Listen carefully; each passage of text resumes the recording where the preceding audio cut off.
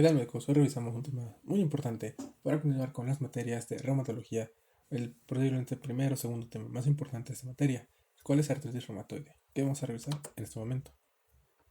La guía lo define como una enfermedad inflamatoria que es crónica, autoinmune y sistémica. Su etiología es desconocida y su principal órgano blanco va a ser la membrana sinovial. Una explicación un poco ambigua, sí, pero bueno, es todo lo que necesitamos recordar a la hora de pensar o identificar al paciente que tenga artritis reumatoide. Y hacer que sus características son la inflamación, que esta es poliarticular y simétrica de pequeñas y grandes articulaciones. Con estos datos, finalmente podemos hacer la diferencia adecuada entre artritis reumatoide y también entre osteoartrosis.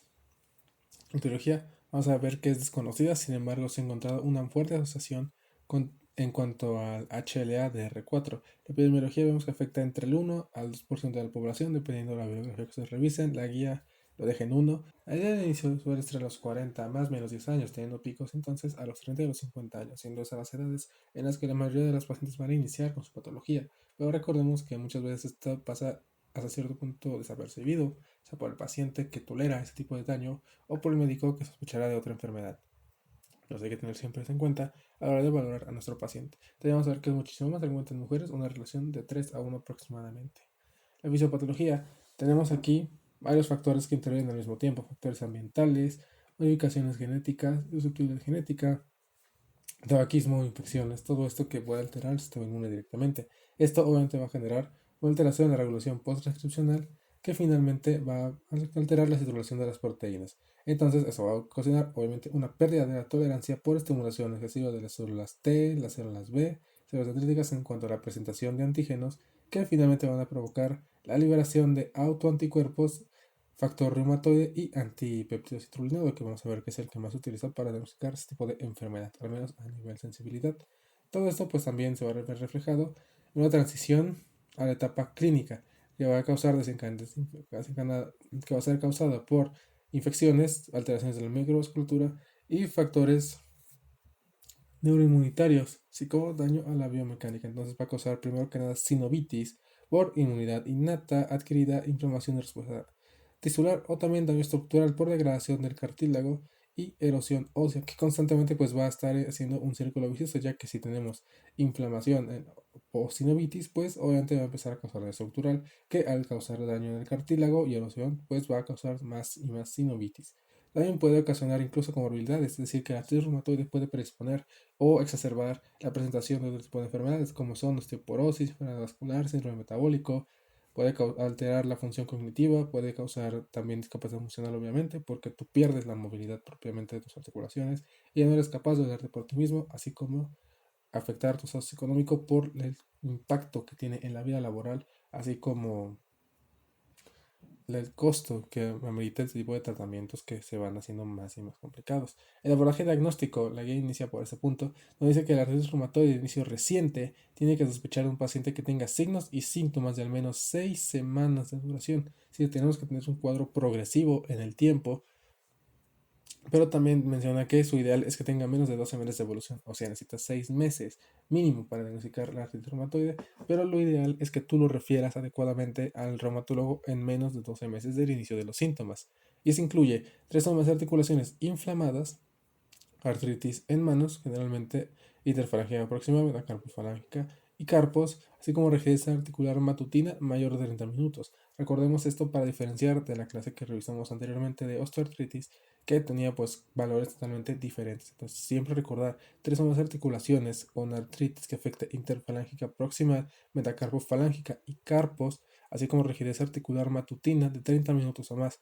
Dolor a la compresión de articulaciones metacarpofalángicas, también conocido como el signo de Morton, así como metatarsofalángicas y, lo más importante, afección sistémica.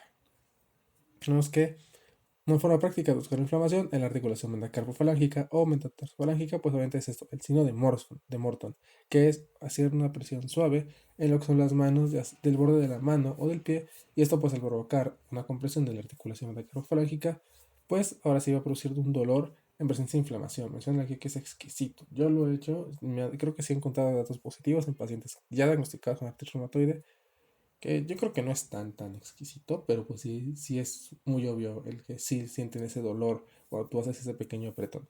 Vemos que aquel paciente que presente artritis en más de tres articulaciones debe ser referido a evaluación por médico reumatólogo, inicialmente dentro de las 6 semanas de inicio de los síntomas, ¿no? Para que vean cómo repite constantemente eso. Ahora, los criterios de clasificación del ACR son los que ayudarán a establecer la clínica en la enfermedad establecida. Se considera artritis reumatoide cuando ya tiene 4 o más de los 7 criterios de clasificación. Entonces vamos a buscar, por ejemplo, criterios articulares, serológicos, reacción de fase aguda y duración de los síntomas. Vemos que estamos entonces 4 puntos nada más. Entonces, criterio articular, una articulación grande, 0. Todas esas articulaciones grandes, 1 punto, 1 o 3 articulaciones pequeñas, 2 puntos, 4 articulaciones pequeñas, 3 puntos, más de 10 articulaciones y al menos una pequeña, 5 puntos. Criterios serológicos, como que tenga factor reumatoide y anticuerpos antipéptidos negativo, que tenga que tenga uno de ellos positivo pero bajo o que tenga uno de ellos positivo pero alto o los dos en su defecto.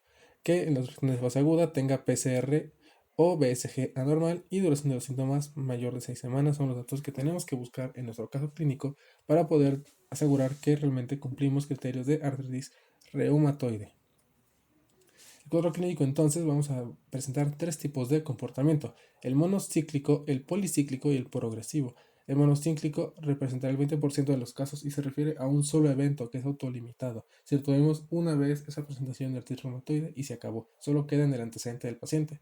Después tenemos el policíclico, en el cual estarán la mayoría de los pacientes, en lo que tenemos periodos de exacerbación y mejoría de los síntomas. Y así continuamos. Entonces, obviamente esto va como en escalerita. Cada vez que te pasa tienes mayor daño y menor recuperación. Entonces, a lo largo del tiempo, pues ya te van quedando las secuelas propias de este tipo de enfermedad. Y finalmente el progresivo, que aparece solo en un 10% de los casos, pues es una destrucción completa inicial de la articulación. Entonces, pues si tú destruyes la articulación, pues obviamente tienes deformidad en la zona afectada y por si fuera poco, pues vas a perder la capacidad de utilizarla adecuadamente. Vemos que, por ejemplo, nos refiere la guía que la rigidez matinal hará referencia a la dificultad de movimiento articular al levantarse o luego de permanecer en una posición por largo tiempo. Esto es rigidez matinal, porque a veces nosotros al pensar en rigidez nos quedamos en que la rigidez es en las manos, que te tardas media hora, que te tienes que sobar y que o tienes que entrar en calor para que las puedas utilizar, pero no. Vemos que la guía solo refiere a que esa rigidez va a ser la dificultad de movimiento articular al levantarse o luego de permanecer en una posición por largo tiempo. Y tenemos que evaluar la duración, la intensidad, si tiene variabilidad y si es sensible o no al cambio de postura. Entonces también debemos recordar que en el diagnóstico de artritis reumatoide se involucran 3 articulaciones, pero tienen que ser simétricas, metacarpofalángicas o metatarsofalángicas y rigidez matinal de 30 minutos. Ya repetimos esto varias veces, sin embargo es muy importante para hacer el diagnóstico correcto de artritis porque van a ver en sus casos clínicos, ya sea que estén en su simulador o el día que estén presentando el examen, que literalmente eso dice el cuadro clínico. Esa es la clave para que ustedes realmente puedan identificar que esto era una artritis reumatoide, que tiene 3 articulaciones afectadas, son simétricas, generalmente metacarpofalángicas o metatarsofalangicas, y una rigidez matinal mayor de 30 minutos. Vemos que la muñeca suele ser una de las áreas más afectadas, hacer un 80% de los pacientes con artritis reumatoide, y de estos el 95% es bilateral, lo cual comprueba lo que acabamos de decir, ¿no?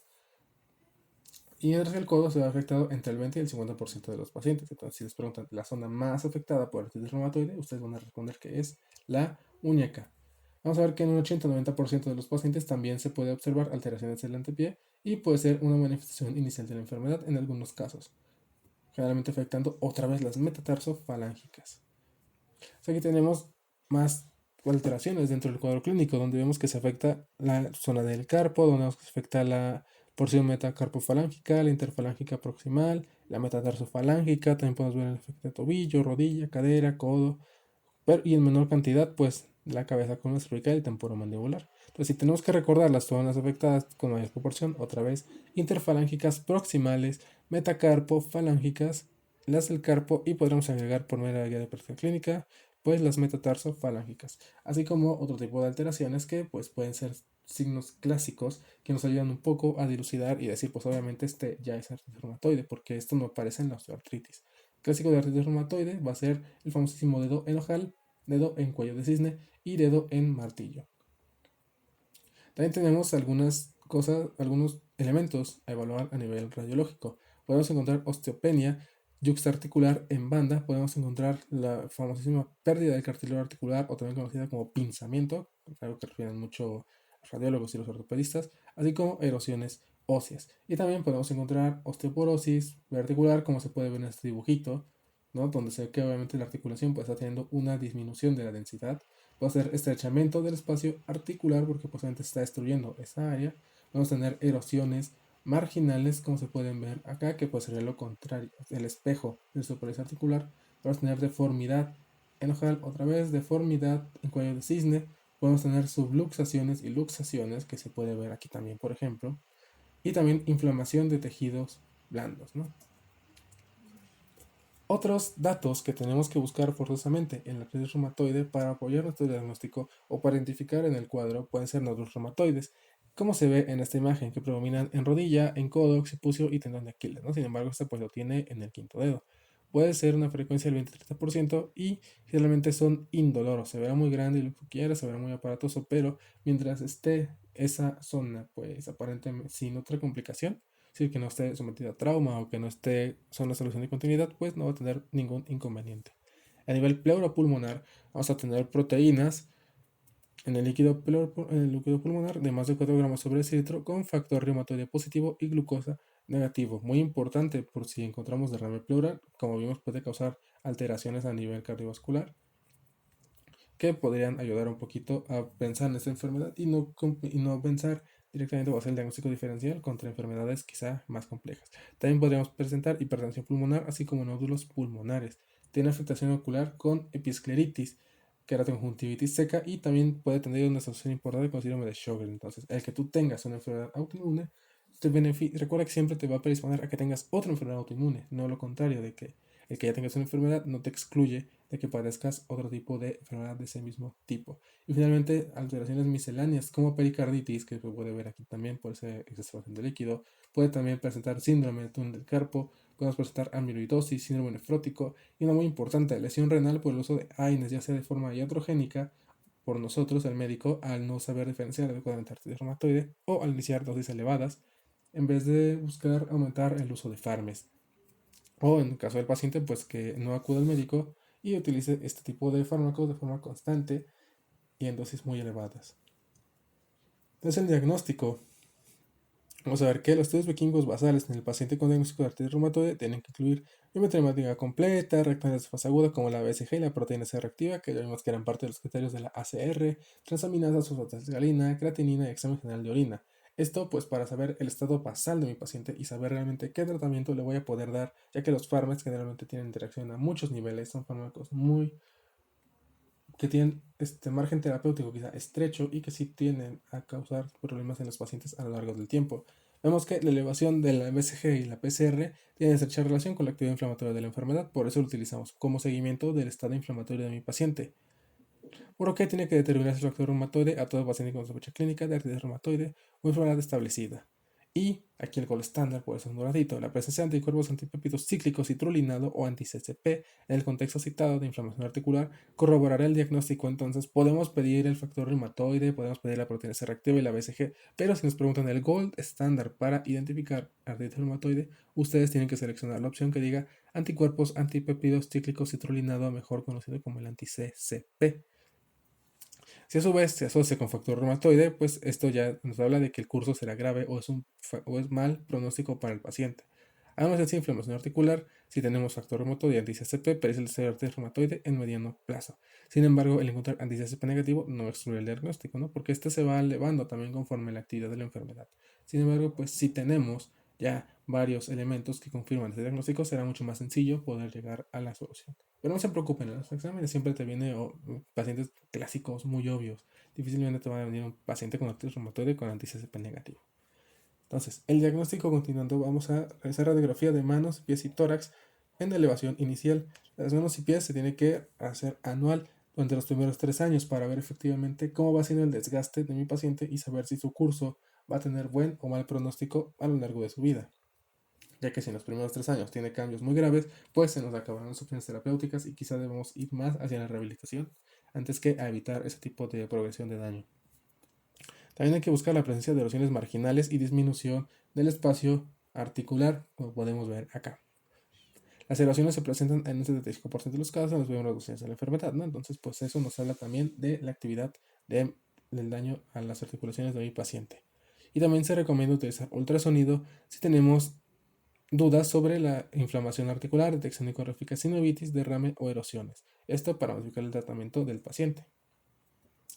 Como realidades asociadas, aparte de las que ya revisamos, podemos sospechar amiloidosis cuando tenemos artritis reumatoide que desarrolla proteinuria, insuficiencia renal, síntomas intestinales, miocardiopatía y hepatomegalia. También hay que realizar biometría hemática para evaluar el grado de la anemia, porque la artritis reumatoide por sí mismo es una enfermedad inflamatoria crónica, entonces podría causarnos una anemia normocítica normocrómica típica de las anemias de la enfermedad crónica, o también puede causarnos una anemia megaloblástica, porque los fármacos pueden afectar el uso y la disponibilidad del folato, entonces obviamente eso nos va a causar macrocitosis. También una muy importante que se llegó a preguntar alguna vez es el síndrome de Felty, que se cataloga como esplenomegalia, leucopenia menor de 3.500 leucos y neutropenia menor de 2.000. Esto es una manifestación muy infrecuente, sin embargo, sí requiere control de la actividad inflamatoria de la artritis reumatoide. Y para eso se utiliza el factor estimulante de granulocitos cuando los neutrófilos son menores a 1.000 y el paciente tiene antecedentes de infecciones graves asociadas. Entonces, nada más quizá recordar de este pequeño apartado que el síndrome de Felty es que en un paciente con artritis reumatoide se presente esplenomegalia, leucopenia y neutropenia. Los pacientes también presentan aterosclerosis acelerada, entonces hay que tener mucho cuidado porque los pacientes pueden tener mayor riesgo cardiovascular y si no damos la estatina a tiempo podría morir no quizá por la reumatoide sino por que ese estado proinflamatorio tan acelerado lo lleve a un infarto agudo del miocardio. En cuanto al tratamiento no farmacológico, hay que implementar un programa que ayude al paciente, proporcionando información consciente de la enfermedad, monitorización y control de los efectos adversos de los fármacos, terapia biológica y AINE. Esto es muy importante ya que como son tantos los medicamentos que van a ser de forma crónica, sí tenemos que decirle al paciente que esté muy atento a sus síntomas, que ante cualquier problema acude inmediatamente al médico porque si no podríamos causar mucho daño por el uso de estos fármacos. Un plan terapéutico físico y ocupacional, también control del dolor y protección articular. Esto pues para fomentar para multiplicar el efecto de los fármacos y que nuestro paciente pues tenga un desarrollo lo más cercano a la normalidad. Todo paciente con artritis reumatoide entonces debe recibir indicaciones de los ejercicios a realizar, cómo, cuándo, en dónde y en qué frecuencia, si no se va a dañar más esa articulación. La aplicación aislada de termoterapia y la aplicación de frío local no ofrece ningún beneficio clínico, entonces quizá nosotros siempre recomendemos ante el dolor articular este tipo de termoterapia para disminuir el dolor, pero bueno, la guía nos menciona que no tiene ninguna utilidad. Entonces también tenemos tratamiento no farme, no modificador de la enfermedad, el cual menciona que el más útil es paracetamol, no hay más. Sin embargo, recordar que este no sustituirá al fármaco, solo es un complemento al mismo y tiene una clara indicación para el control de inflamación y dolor en la artritis reumatoide y en el caso de los AINES serán superiores al paracetamol. También entonces hay que utilizar protectores de la mucosa gástrica en el caso de que pasemos de paracetamol a AINES en los pacientes que tengan factores de riesgo para el desarrollo de úlceras asociadas. Estos van a ser edad avanzada, esta prueba de úlcera intestinal, uso concomitante de esteroides o que tengamos dosis alta de AINE. Y también podemos utilizar esteroides. Algunos pacientes vemos que pueden beneficiar con el uso de glucocorticoides por vía oral a dosis bajas, siempre en combinación con fármaco. Es decir, este tratamiento, el no fármaco, siempre va a ser un complemento a los que ya estamos dando de primera línea. Entonces recordemos, el primer analgésico que vamos a utilizar siempre va a ser paracetamol. Después ya podemos agregar el AINE que nos guste. Y si aún así no funciona, podemos agregar esteroide. Como se ve aquí, el más utilizado es la metilprednisolona. Después tenemos el tratamiento FARME, ahora sí, en el cual vemos que todo paciente con diagnóstico definitivo de artritis reumatoide tiene que hacer su tratamiento específico en un periodo no mayor de un mes desde el momento de la confirmación diagnóstica. Y vemos que el tratamiento inicial es el metrotexato, entonces tratamiento de primera línea para artritis reumatoide, ustedes inmediatamente tienen que pensar en metrotexato. Y siempre recordar que deben agregar ácido fólico 5 a 10 miligramos por semana para reducir los efectos adversos del metrotexate, que pues son todos esos de la inhibición de la síntesis de folatos, ¿no? Anemia macrocítica y bla, bla, bla. La combinación metrotexate e hidroxicloroquina se recomienda en pacientes que tengan actividad moderada y alta de la enfermedad. Entonces, si está en una enfermedad inicial o leve, pues podemos usar metrotexate. Si se complica, podemos agregarle hidroxicloroquina al metrotexate independientemente de la duración de la enfermedad y los factores del pronóstico. También se vale utilizar metotrexate y leflunomida en pacientes que tienen duración de enfermedad intermedia o larga, es decir, mayor de 6 meses y que tienen factores del pronóstico, o sea, que pues sus articulaciones realmente han sido dañadas de forma muy rápida. De ahí el seguimiento que tenemos que hacer con la radiografía, con las escalas clínicas, etcétera, etcétera. Si no, nuestra tercera opción puede ser sulfasalacina. Y finalmente, menciona la guía que la combinación de hidrotexate, hidroxicloroquina más sulfasalacina es recomendada en pacientes que tienen factores de pronóstico y moderada a alta actividad independientemente de la actividad de la enfermedad. Entonces, otra vez. Primero que nada, metotrexate. Si no, podemos agregar hidroxicloroquina, leflunomida y sulfasalacina, pero la combinación que recomienda la guía en pacientes que ya tienen un muy mal pronóstico para la enfermedad, pues es metotrexate, hidroxicloroquina y sulfasalacina.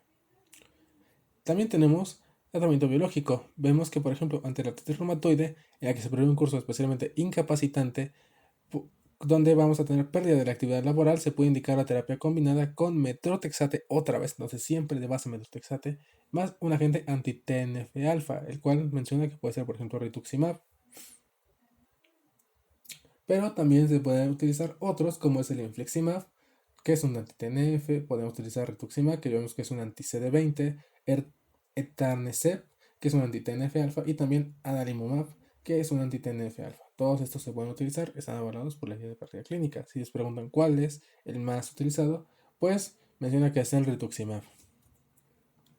El pronóstico, tenemos que utilizar varias guías para saber, o varias escalas para saber realmente cómo vamos a abordar a nuestro paciente. Tenemos factores pronósticos, por ejemplo, factor reumatoide positivo en títulos elevados, sexo femenino, marcadores genéticos como el HLA, DRB1, que finalmente es el 0,4 y el 0,1. El 0,4 es el más importante, como vimos anteriormente.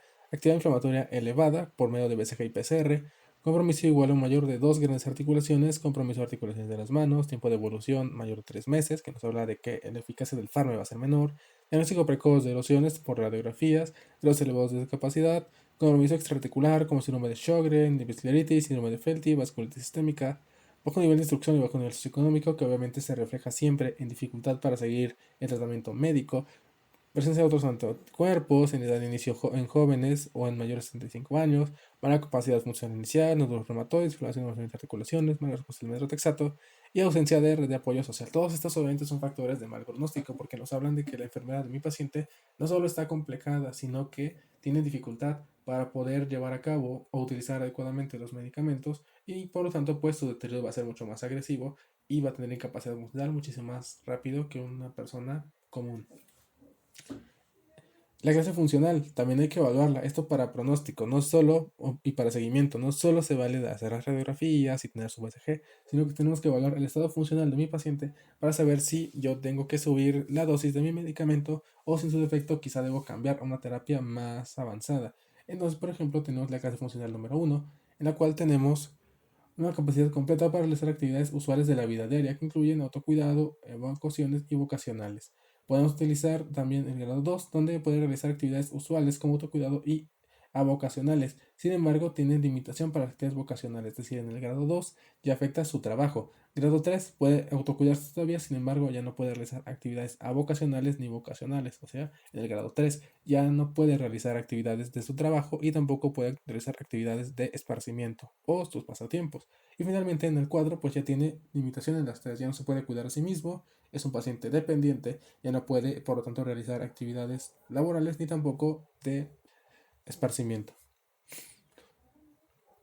Y también podemos evaluarlo por el grado de daño articular. Tenemos, por ejemplo, que el grado 1 o en la etapa 1 hay una sinovitis con aumento del volumen del líquido sinovial articular y presenta articulaciones inflamadas. En la etapa 2 ya tenemos hipertrofia de la sinovial, así como proliferación celular, erosión del cartílago y neovascularización, así como inflamación adicional. En la etapa 3 tenemos formación de panus, erosión del hueso, deformidad articular e inflamación crónica. Finalmente, en el grado 4, pues el daño del cartílago es tal que ya empieza a generar una anquilosis fibrosa desarrollada, así como puede causar nodulosis, disminuir la inflamación, así como el progreso de la enfermedad. Como ven, pues aquí el cartílago se perdió y ha sido suplantado por nuevo hueso que meramente solo va a estar ahí para unir esas dos porciones y que no queden volando, pero pues ya ha perdido completamente su función articular, solamente está ahí como un parche. En cuanto al seguimiento, vemos que los pacientes con artritis reumatoide tienen que ser seguidos de forma indefinida Y cuando ya tenemos artritis reumatoide establecida y en revisión, la enfermedad debe ser evaluado cada 6 a 12 meses. En caso de que ya tengamos control de los síntomas, cada 6 12 meses tiene que ser evaluado de nuevo por el reumatólogo para saber si efectivamente está cumpliendo las demandas del tratamiento o si no tiene empeoramiento de este. Entonces, los pacientes con brotes frecuentes, con actividad persistente y que se presentan enfermedad de reciente inicio pueden ser evaluados a demanda. Incluso menciona que de tu unidad de medicina familiar lo puedes mandar cada 1 a 3 meses si no conseguimos la remisión de la enfermedad o alcanzamos la mínima actividad inflamatoria en el paciente. Entonces, otra vez, si el paciente está grave, si no se controla, si tiene la progresión de la enfermedad constante, lo puedes mandar cada 1 a 3 meses a seguimiento por reumatología. Si ya se controló, puedes prolongar este tipo de situaciones hasta cada 6 meses, un año. También hay que evaluar los efectos adversos de los fármacos que son manifestaciones gastrointestinales, mucocutáneas, neurológicas, toxicidad pulmonar, hepática y hematológica. Entonces siempre hay que estar revisando esto por medio de exámenes de laboratorio. Algunos también pueden ser estomatitis, náuseas y mielosupresión, son dosis dependiente, obviamente por defecto o alteración en el uso de el ácido fólico. Entonces en este caso es donde otra vez nos recomiendan utilizar 5 a 10 miligramos a la semana. Sin embargo, esto es solo para alteración hematológica. No hay forma de prevenir la toxicidad ni pulmonar ni hepática.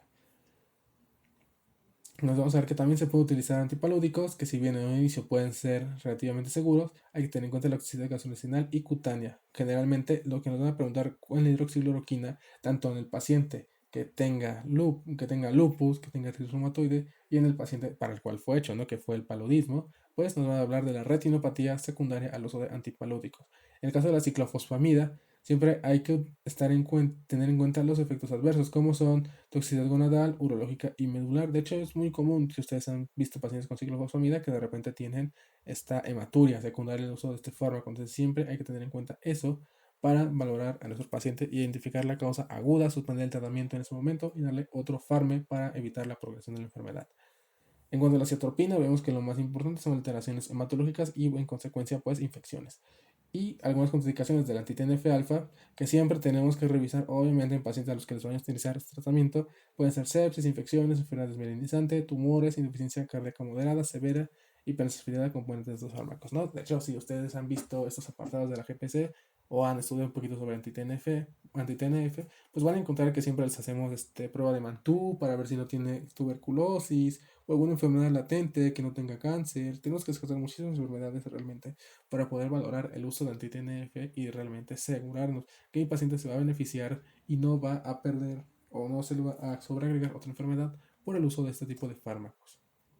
Entonces, ahí está, esto es todo por el día de hoy. Un tema muy bonito, quizá, la artritis reumatoide, que puede ser muy difícil la primera vez que lo leemos. Yo me acuerdo, bueno, revisé la primera vez que no entendí nada, pero pues con esos datos que ya están un poquito más desglosados, estoy seguro de que van a poder responder todas las preguntas que les preguntan sobre artritis reumatoide, ya que abordamos prácticamente todos los efectos adversos de los fármacos, ¿no? Que pues esas son preguntas de muy, muy alta dificultad, pero ven cómo la guía sí los menciona y sí te los conglomera en un espacio muy chiquito. Entonces, solo hay que revisar constantemente estos puntos de acuerdo a lo que ustedes vayan observando en sus exámenes para que agarren seguridad y sin ningún problema puedan responder esas preguntas tan curiosas que aparecen en el reuma, ¿no?